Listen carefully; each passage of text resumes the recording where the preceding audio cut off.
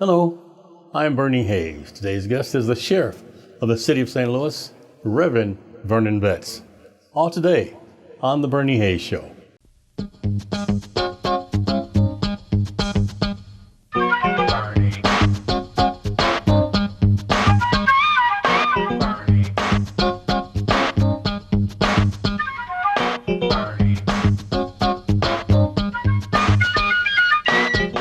And welcome back. I'm Bernie Hayes, and as I promised you, my guest is Vernon Betts. He's the Sheriff of the City of St. Louis. Sheriff Betts, how are you, sir? I am just fine, Bernie, and excited about being here with you again. Well, there's so much. You've been visited so many times. It's so nice to see you. You're the Sheriff of the City of St. Louis. I am. I've been the Sheriff now for 4 years, started my fifth year, my second term. And Bernie, I really want to thank you, Channel 24, Reverend Larry Rice, and all the support that I have gotten from you over the years. It just so happens that this past November, I got more votes than any politician in recent history, 103,000 votes. And so I attribute some of that success to being able to come on the program and see you every year, and it's just been a great delight. It's been delightful for us too, Reverend Betts. And I call you Reverend Betts now because a lot of folks don't know that you are an ordained minister and you are the associate pastor at Shalom City of Peace. At Shalom Church, right? You're right. Tell us about that. I've been the associate minister at Shalom City of Peace, where Dr. Freddie Clark is the pastor, and I've been preaching around the St. Louis area, licensed and ordained by Dr. Clark. And I've been doing this for about 20 years. I've preached at just about all of the major churches in the city of St. Louis and all over the place. And yeah, that's my calling. I thank God for the calling, and being a minister has given me opportunity to even speak in Jeff City. I was the keynote speaker at the governor's first prayer breakfast. Wow! And so that was a huge accomplishment, and I thank God for that opportunity. But yeah, belong to a wonderful church. A lot of people at Shalom Church, good-sized church, and wonderful pastor, and I'm just delighted and excited and thanking God all the time about being able to serve Him in that capacity. That's wonderful. Well, Mr. Betts, Sheriff Betts, what is the difference in the St. Louis Sheriff's Department and the St. Louis Metropolitan Police Department? Well, there are several differences. I guess number one, right off the bat, the sheriff is an elected position, and the police chief is not. It's an appointed position. And then the difference between the two departments is that we are basically responsible for the security of the two court buildings, the civil court and the Cornahan building that's located downtown in St. Louis. We don't actually, our primary responsibility is not to patrol the streets, although we have now, in order to help the St. Louis Police Department, we've taken on a couple of assignments. We now, on Fridays, Saturdays, and Sundays, we patrol the downtown streets, trying to help bring some resolve to that situation that's going on. And then a lot of people don't know that we actually ride Metrolink. But our major responsibility is to serve and protect the courts. And the major difference between us and the St. Louis Police Department is we don't go out on the streets and actually arrest people. I notice that some people have press conferences at the courthouse, and I'll often see you in the background there. So that is one of your jobs, is to protect those people and to protect the building itself. Is that right? That you're exactly right. We are there to protect all of the citizens that have to use the two courthouses. And of course, there are a lot of civilian activity that goes on in both the courthouses, not just court activity, but a lot of civilians. The city of St. Louis has its employment operations there in one of the buildings. But we are there to protect the judges, the citizens that have to participate in the court process, and even the inmates that we have to work with. We're there to protect them. So we have that motto that we say we're there to serve and protect, and that's basically our responsibility. Sheriff Betts, another thing, too, that people perhaps may be a little confused about, the homeless situation here in the city of St. Louis. and I know you personally were protecting those downtown, though protecting those who were on the street. While a lot of people, the Metropolitan Police Department, had issued orders to remove some of them, but you were actually in their corners. Tell us about why you did that. Well, of course, those are the underprivileged, the people who have come upon bad, I guess we would say bad luck in life, and they deserve a hand up or a hand out to try to help them get back up on their feet and stable. And I just kind of have a heart for doing that. I come past the homeless that hang out in the park across from our civil court building. I come by that way every day. And so I stop often. I know a lot of those homeless guys by name and ladies.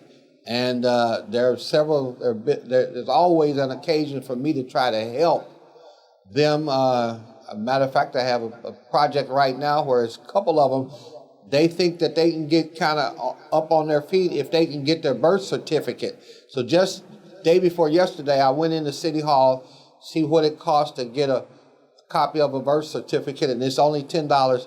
So I got plans, if not today, Monday, I'm going to get a couple of those homeless folk who I've actually build a relationship with, and going to come by the courthouse, and then I'm going to walk over to City Hall and help them get their birth certificates, and then from there get their ID, and maybe help them from there get employment. So because I live so close to the downtown area, I'm constantly interacting with those folk because I work downtown. Sometime on my lunch break, I'll go over and talk with them to see if there's something that I can do or what are they getting into. And then, like I said, because I live so close, and my guys on Fridays, Saturdays, and Sundays are actually working downtown, when I come down to check on my detail, I also, a lot of times, check on the homeless to see how they're doing and what we can do to help them out. You truly are a public servant. And another thing that amazes me, and before we get into the other things that your duties are, is that you make community meetings. You go to different places. You have your own meetings, but yet and still, I see you at community and civic events at all times. How do you spread yourself pretty thin then, don't you say? Yeah, it's Bernie, it's got to be a blessing from God, because I don't know where I get the time or the energy, but you are right. I'm still a member of the 100 Black Men, member of the Urban League, executive board member of the NAACP, active in my community. We just had a big neighborhood cleanup 2 weeks ago, and I spent my Saturday going up and down St. Louis Avenue picking up trash. But it's just the Lord has put it on my heart to be involved in those organizations and to do the best that I can. And so I am a guy that I have a lot on my plate, but I do try to save a little room on that plate to serve the community best that I can in any way that I can. I know you've been a very big supporter of the New Life Evangelistic Center. When I saw you and Reverend Larry Rice meet earlier today, that it was an embrace that you both really enjoyed. And that I know that you're going to do some things here. I want to get back to, we're going to take a short break pretty soon, but I want to come back in the next segment talk about your duties as the Sheriff of the City of St. Louis. And I know that you feel for those people who lost their rent subsidies and so forth. Yeah. And some people who might have to be evicted, but that is not your job. You only carry out services, right? You are exactly right. Yeah, okay. We want to come back and talk about that. Okay. In the meantime, I'd like to remind people that we're the New Life Evangelistic Center. We're 2428 Woodson Road in Overland, Missouri. Our zip code is 63114. And we're here in Reverend Larry Rice's trying to reopen 1411 Locust Street. He wants to make it a daycare facility where people can come up and shower, where they can get clothing, where they can get food and sandwiches and food. So we'll be doing that. And Reverend Larry Rice during this segment will also be telling you about what they're trying to do with the New Life Evangelistic Center. In the meantime, we have Sheriff Vernon Betts with us today, and we've got so much to talk about. So we'll be right back after this. We already see so many homeless people, but God only knows how many more are going to end up on the streets once the moratorium on evictions lift. So many hurting and homeless people and no place for them to go. during the day, particularly in the downtown St. Louis area, and even out in the county. So many hurting and homeless people left out in the streets and in the parks. Now, if we could just begin to work together to reopen 1411 Locust, things could change. We could do so many things at 1411 Locust that we're doing in Springfield at the day center we have there. So many people could be getting help at this time. As you know, New Life Evangelistic Center was closed by the Slay administration and the Cruzen administration back in April of 2017. We've waited 4 years. Thank God we finally got a new administration that seems very sensitive to the needs of the homeless. Now your help is needed as an advocate, as a prayer warrior, that we can get back into the 1411 Locust building. We can do this if you'll go to God in prayer. Right now, we're commissioning our architects to come up with new architectural plans. We had spent over $80,000, but each time it was being stopped by the Cruzen and the Slay administration.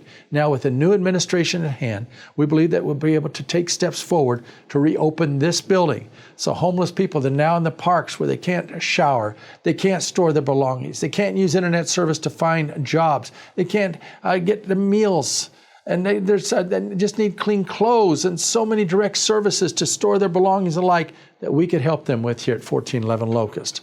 Please go to God in earnest prayer and encourage your family and friends and everyone you know to contact our present mayor's office. I believe she cares a lot about the homeless, but she needs to know you're standing beside her and you're with her at this particular time. So please continue to pray. Please be an advocate on behalf of the homeless. I thank God for what Bernie Hayes is doing through his program. So many wonderful guests that he has.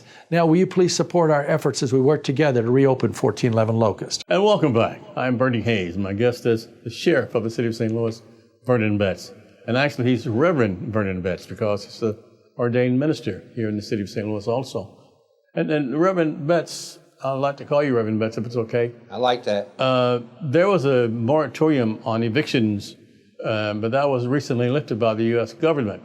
And it's the Sheriff's Department, it's your department that have to carry out these eviction notices, is that correct? So is that you that's doing that, or how does that work? Yeah. Well, first of all, Bernie, you are exactly right on. The sheriff, Vernon Betts, is the only person who has the authority from the courts to carry out any kind of eviction in the city of St. Louis. I know a lot of the landlords are frustrated, and so they've decided to do things like change the locks and all that, and that's an unofficial eviction, and you cannot do that. And so, yes, I am the only one that legally can carry out evictions. Now, it's not something that I relish in or I have any great enthusiasm about doing. There are several times, Bernie, I have to say that I've gone on those evictions myself, and I've had to see people with children and all that, and it hurts. It hurts. Yeah. I know it hurts them, and it definitely hurts me to have to go through that. But we are under court order, so it's not Vernon Betts. It's the court order initiated by the courts, and the tenant and the landlord have gone through a process whereby they've gone to the court. The courts have a judge has made a judgment, and whether it's for the tenant or for the landlord, most of the time it's for the landlord. And if the landlord wins, then the tenant has so much time, has several days to then evacuate the premises. And so I am under court order to carry out that eviction. Yeah. Go ahead. I'm sorry. There is a process, as I mentioned. They've already gone to court, so the tenant knows that at some point they're going to have to leave. My deputies will come out, serve notice. We either by law, state statute, we can either put it in their hand or tack it to the door. We do that a lot of times because, Bernie, we have so many evictions. You wouldn't believe that in the course of a week we have a 1-2-man team, and that's all they do every day, 5 days a week, 8 hours a day, is do evictions, and we usually get to about 10 evictions per day. And we have right now we even have a backlog because now that the moratorium is now over, we do have more landlords filing, and so we're about 120 or 30 so evictions behind. Wow. I know I was with you with a couple of those, and And I saw how bad it made you feel. It almost brought you to tears just to do your job, but you had to do your job because it's court ordered, as you said it, right? Yes, it is. It's court ordered, Bernie, and like I said, even though folks have been given notice, sometimes for whatever reasons, folks are slow to move. But when you have one of those evictions where you have a young lady and she has several kids, that really kind of tears me up. So it's nothing that I get a lot of satisfaction out of, and neither does my employees that have to carry that work out. But like we've said, and we'll say it over and over, it's ordered by the courts. Both parties, the landlord and tenant, has had a chance to come down, present their case before the judge, and so we're just carrying out those orders. So there's nothing that you do, you just walk up and say, hey, you got to get out of here. That has been adjudicated. And both sides have come to an agreement and say, you got to move because you haven't paid your rent. Right. Both sides, Bernie, you're right. Both sides have been in court, and so there's been a ruling. But I do want folks to know that it's never a situation, never, ever, where a person goes to court today and tomorrow they are evicted. And sometimes people will come across, or maybe talking and may come across that, well, the sheriff just put a notice on their door and then march the people out of the house. And that's never how it works. Right. Tell me about Vernon Betts, because you're a minister, you're a pastor, you are a church-going man, and tell us about you. How did you get in? Why did you want to become the sheriff? What did you do before you were sheriff? What do you do at your church? Tell us about you. Well, Bernie, I thank you for giving me the privilege to just say a little something about me. Of course, I'm a St. Louis boy, born and raised, Beaumont High School. I'm a graduate of Harris Teachers College. I taught here in St. Louis for 6 years in the classroom. I was blessed to leave education and go into corporate world, and I actually worked for Ameren for 30 years, retired from Ameren, but retired and then sat around, got a little restless. My brother talked me into going to the St. Louis Sheriff Department, where I got hired as a deputy. I worked as a deputy for 3 years and didn't like the way things were being ran and the stuff that I saw going on, and so I was going to leave and go back to teaching. My mother, bless her heart, who's no longer with us, she asked me she beckoned me to stay there and make a difference. And so that's how I got into this sheriff stuff. I stayed at the sheriff department, even though I saw a lot of stuff that I didn't like. Decided to run for sheriff against the wishes of my wife, who thought I was just crazy. She thought I should sit down and just take a break. And so I decided to run for sheriff. I ran the first time and I lost to the incumbent. I ran it again, that was in 2012. I ran in 2016 and I won pretty good. I won out of the 28 wards, I won 18 of the 28 wards. But this last November, I guess the citizens of St. Louis have kept an eye on me, and I guess they think I'm doing a good job. So this past November, I won every ward except for one in the city of St. Louis, and out of that, out of the 201,000 voters in the city of St. Louis, I got 103,000 votes. And so, of course, I was extremely tickled that the citizens of St. Louis would support me to that level. So my job now is to be your sheriff. I'm here to serve. I take a lot of calls on a daily basis. I go wherever I can to see what's going on. People are calling all the time. Sheriff, can you do this? Sheriff, can you get that car moved? Sheriff, can you come by? I need a roof. And so I just feel that that's part of my calling, to serve the citizens of St. Louis. I noticed, I also saw you at the Dr. Henry Gibbons' funeral. And I see a lot of activities at Harris Stokes State University that you attend, but you're alumni. I am alumni. I graduated from Harris Teachers College, and now as we know as Harris Stowe. I graduated in 1977. Few folks know that I actually played a lot of sports, and I played baseball, both at Beaumont High School, where I was a baseball star, but then also at Harris, And in 1973-74, Harris had the best baseball team in the area, the best college baseball team. And so I love my college, Harris Stowe, and anything that I can do to support Harris Stowe, I'll do that. And Dr. Gibbons kind of considered me one of his kids that had accomplished some of the goals that he, preached to us about. And so I miss Dr. Gibbons already. I know you do. What are those emblems on your shirt there? So I got a few little things. Of course, my trying to see my badge over here, my badge, and then of course my name tag. Then I just got another badge right here, just a little, and the United States flag. Up here on my collars, you got the letters SO, which stands for Sheriff Office, and then I got all these stars, which kind of everybody know with this many stars, I must be the top the top dog or something like that. They call me on the job. This is wonderful. We're going to take another short break. My guest is Reverend Vernon Betts. He's the sheriff of the city of St. Louis, and we're at the New Life Evangelistic Center, 2428 Woodson Road. And any investment that you make to the New Life Evangelistic Center is tax deductible. And we hope that you continue to support us here through MasterCard, Visa, American Express, Discover Card. Everything is tax deductible. We'll be right back with the Sheriff of the City of St. Louis, Vernon Betts, after this. New Life Evangelistic Center is celebrating 50 years of God's faithfulness. For many of those years, Bernie Hayes has been a direct part of the work of New Life Evangelistic Center. I thank God for Bernie, his faithfulness, and how he is such a legend when it comes to broadcasting throughout the greater St. Louis area. Will you join Bernie and myself as we celebrate the 50 years of God's faithfulness?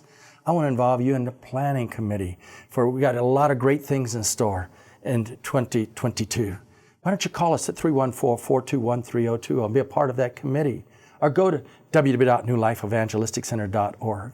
Will you celebrate the 50 years of God's faithfulness along with Bernie Hayes and myself and so many others throughout Mid-America? I know that the Lord has ministered to many of you through the work of New Life Evangelistic Center. We'd like to have you share your memories with us. So will you call us at 314-421-3020 or contact us at Come By 2428 Woodson Road in Overland, Missouri? Yes, we're celebrating God is faithful. The iconic cartoon character Betty Boop was inspired by Esther Jones, a black jazz singer in Harlem. Introduced by cartoonist Max Fleischer in 1930, the caricature of a jazz flapper was the first and most famous sex symbol in animation. Betty Boop is best known for her revealing dress, curvaceous figure, and signature vocals, boop boop ba-doop. While there has been controversy over the years, the inspiration has been traced back to Esther Jones, who was known as Baby Esther and performed regularly in the Cotton Club of the 1920s. After seeing Baby Esther, Helen Kane adopted her style and began singing boops also in her songs. Baby Esther's baby style did little to bring her mainstream fame, and she died in relative obscurity, but a piece of her lives on, the iconic character, Betty Boop. Do you feel overwhelmed at this particular time? Needs coming at you from every direction? Anxiety building up within you? Do you scream, I can't take it anymore? Go on a prayer walk. Let the rivers of living water flow through you. Let the Word of God come alive within you. For example, at Philippians 4, 6, and 7, where it says, do not be anxious for anything, but every situation with prayer and petition, with thanksgiving, present your request to God, and the peace of God, which transcends all understanding, will guard your hearts and minds in Christ Jesus. So come to God at this moment. Begin to pray, and let prayer build that relationship with Him. Walk in the garden as Adam and Eve did. Talk to God. Be anxious for nothing, but everything with prayer and supplication with thanksgiving. Let your requests be made known to God, and allow His peace, His rivers of living water that passes all understanding, sweep through your life right now, and watch Him do exceedingly beyond what you can even ask or think. Well, welcome back. I'm Bernie Hayes, and my guest is the Sheriff of the City of St. Louis, Vernon Betts. Our producer and director, Bob Dimler, asked a question also. He says, we know that there was a one-time order that the City of St. Louis had to recruit from only in the City of St. Louis. Do you recruit from outside of the City of St. Louis? Yes, I do, Bernie.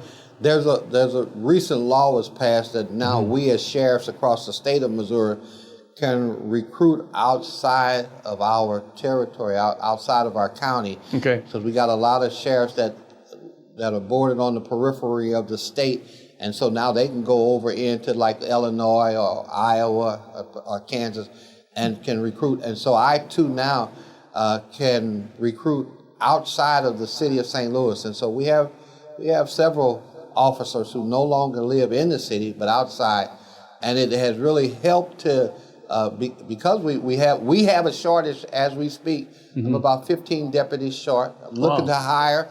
So if you live outside the city, don't worry about that. Come on and see me. But we're looking to hire. But now that mandate is over, we can go outside of our jurisdiction and hire folks outside. How can they reach you? You can reach the sheriff by simply calling. Numbers on the screen, but you can call area code 314-622-4131, and that's the office. That's the number to the office of the sheriff. And you can get me just about every day. I'm at work. I don't take a lot of time off, and I'm at work about 5:30 in the morning. And the earlier you call, the better. You can get a chance to talk to the sheriff. But I'm looking for anybody that's interested in law enforcement. Come and see me. Also, there's been a lot of talk about the city and county merger. Do you work with St. Louis County pretty good? And also, what would happen if the city and county merged?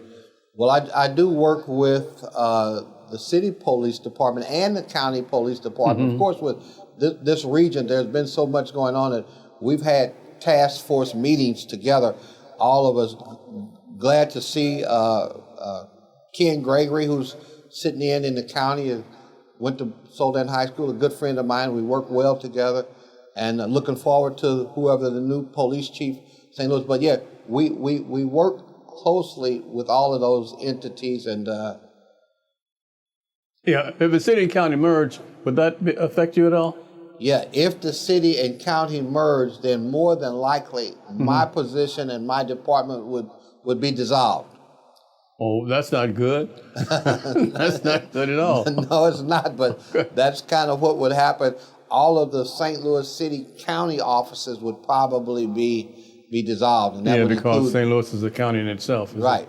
Okay. Now, another thing, you made a lot of promises in your campaign to become sheriff. Have all those been accomplished and so forth? I think I've lived up to just about all of my promises. I promised the city of St. Louis that they would get a more efficient and more effective department. And of course, we've made a lot of internal changes to come up to 21st century technology-wise. We've changed a lot of equipment and incorporated computer systems and all of that. We went out and eliminated some bank accounts that we were getting charged more than what we thought. We worked with several other banks, and now we're getting a better interest rate, and in some cases, no interest rate at all. So we're saving the city of St. Louis money there. I hope that most of the folks know by now that we also doing the downtown detail on Friday, Saturday, and Sunday evenings to help curb some of the violence that's going on. And unfortunately, Bernie, we work from like 3 o'clock to 11 or 12 o'clock on each of those days, and most of the stuff that you see happening happens 12 o'clock, 1 o'clock, 2. So we may have to look at extending those hours that we work, but we think we've had a lot of success, not because we're saying it, but from the feedback we get from the businesses downtown by us helping the St. Louis Police Department on Friday, Saturday, and Sundays. And also, you haven't heard a lot about stuff going on Metrolink is because we have a detail that's now riding Metrolink and standing on the platforms. So we've eliminated a lot of the stuff that was going on, guns on Metrolink and that. Vernon and so Betts. I think I've answered. I think I've. You answered your call, that's for sure. And I just want to say thank you so much. We're out of time, but thanks so much, and please stay safe, sir. And congratulations, and continue to do what you're doing, Reverend Vernon Betts, Sheriff for the City of St. Louis. Thank you, Bernie Hayes, my longtime friend. Thank you. And each and every one of you, thank you for supporting the New Life Evangelist Extension. I'm Bernie Hayes.